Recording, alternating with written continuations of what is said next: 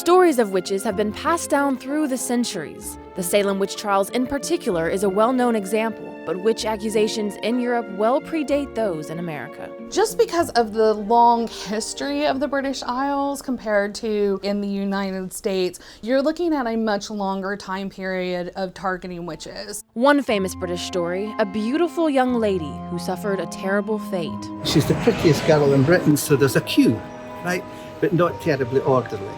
Right? A lot of pushing and shoving. After the death of her father and brother, she chose to marry. Though there were plenty of suitors, she chose Archibald Campbell of Skepney, a choice that did not sit well with others. And one of the people that weren't delighted was the Lord Lion of Scotland. He swore that if he couldn't have the girl, nobody else was going to have the girl.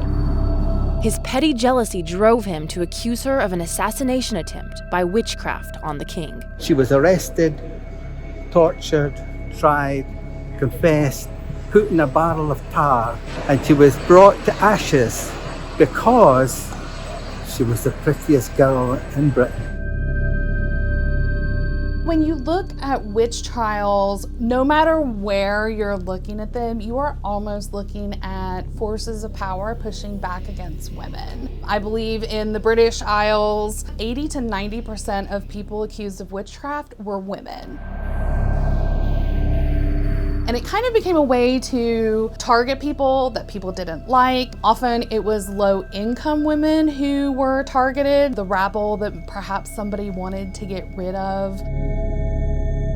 None of these women were likely witches, and if they were, they certainly didn't deserve to die because they had a different belief. Just outside Edinburgh Castle in Scotland stands a small shrine in their honor. A small gesture for such a large amount of people put to death in the most unthinkable way. In Edinburgh, Elise Sandlin, Middle Tennessee News, Off the Beaten Path.